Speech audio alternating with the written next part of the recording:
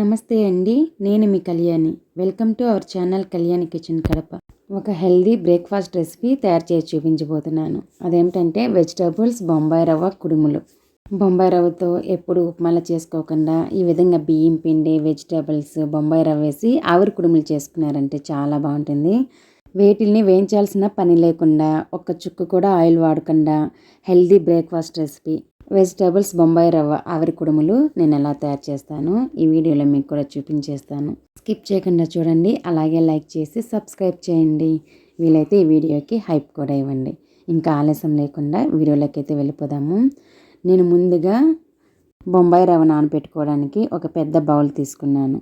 అందులో 1 కప్పు బొంబాయి రవ్వ అయితే వేస్తున్నాను.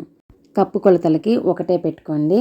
మీ ఇంట్లో ఫ్యామిలీ మెంబర్స్ని బట్టి బొంబాయి రవ్వ అనేది వేసుకోండి. అందరికీ కరెక్ట్గా సరిపోతాయి. ఇక్కడ మాకు సరిపడా 1 కప్పు వేసాను. 1/2 కిలో వరకు ఉంటుంది. మీరు తగినంత అయితే వేసుకోండి. రవ్వ వేసుకున్న తర్వాత టేస్ట్ సరిపడా సాల్ట్ వేసాను. అలాగే 3 టేబుల్ స్పూన్స్ ఇక్కడ బియ్యం పిండి వేస్తున్నాను.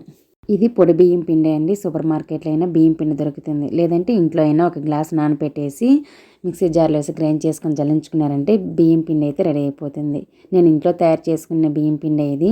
ఇంట్లో తయారు చేసుకోవడం వల్ల చాలా బాగుంటుందండి. బియ్యం పిండి అనేది ఎక్కువ డ్రై అయిపోఉండదు, ఓల్డ్ స్టాక్ ఉండదు, ఫ్రెష్గా ఉంటుంది. కాబట్టి ఆవిరి కుడుములు కూడా చాలా బాగా వస్తాయి.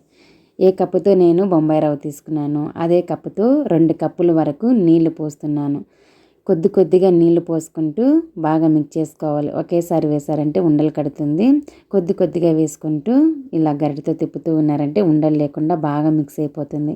ఇప్పుడు 1 కప్పు వరకు నేను నీళ్ళు అనేది వేసాను. నెక్స్ట్ ఇంకో కప్పు వేస్తున్నాను. మొత్తం 2 కప్పులు నీళ్ళు అయితే వేసాను.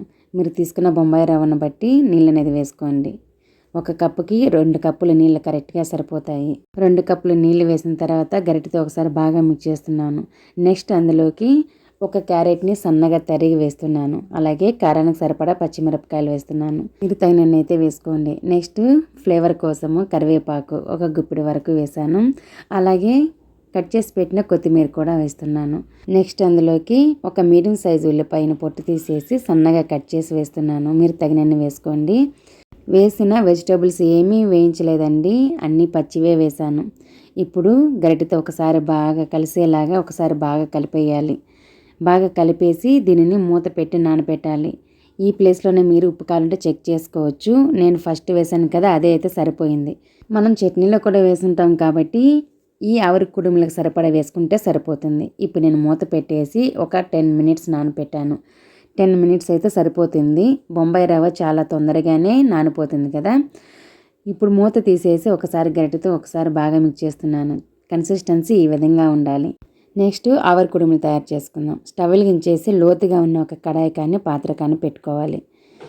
ఈ ప్లేస్లో మీరు ఇడ్లీ పాత్రనే యూజ్ చేసుకోవచ్చు. కాకపోతే నేను బౌల్లో వేసి చూపించాలనుకుంటున్నా కాబట్టి బౌల్లో వేసి పెడుతున్నాను. కడాయి పెట్టిన తర్వాత 1/2 లీటర్ నీళ్ళు వేసాను.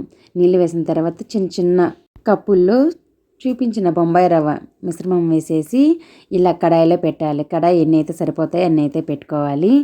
నీళ్ళు అనేది మనం పెట్టిన కప్పులకి సగభాగానికి వచ్చేలాగా చూసుకోవాలి. ఫుల్లోకి వేసుకోకూడదు. ఫుల్లోకి వేసుకున్నారంటే అవి కప్పులు పైకి వచ్చేస్తాయి. నీళ్ళు అనేది కొంచెం తక్కువే వేసుకోండి. మూత పెట్టేసి ఒక 5 to 7 మినిట్స్ లో టు మీడియం ఫ్లేమ్లో ఉడికించుకున్నారంటే ఆవిరి కుడుములు అయితే రెడీ అయిపోతాయి. ఇక్కడ నేను ఒక 7 మినిట్స్ పాటు ఆవిరి కుడుముల్ని ఉడికించాను. నేను ఇక్కడ స్టవ్ ఆఫ్ చేసి ఆవిరి కుడుములు మొత్తము బయటికి తీసేస్తున్నాను. ఇక్కడ హెల్దీ వెజిటబుల్స్ బొంబాయి రవ్వ ఆవిరి కుడుములు అయితే రెడీ అయిపోయాయండి. డైట్ ఫాలో అయ్యే వాళ్ళకి హెల్దీ బ్రేక్ఫాస్ట్ అని చెప్పచ్చు. 1 చుక్క కూడా ఆయిల్ వేయకుండా వేటిల్ని వేయించకుండా బాగా మంచి స్టీమ్తో ఈ వెజిటేబుల్స్ బొంబాయి రవ్వ ఉడికించాం కదా, చాలా బాగుంటాయి. ఇక నేను పల్లి చట్నీ తయారు చేసి చూపించలేదు. నా ఛానల్లో ఆల్రెడీ చేసి అప్లోడ్ చేసి ఉన్నాను. మీకు చట్నీ రెసిపీస్ కావాలంటే నా ఛానల్లో ఉన్నాయి, చూసేయండి.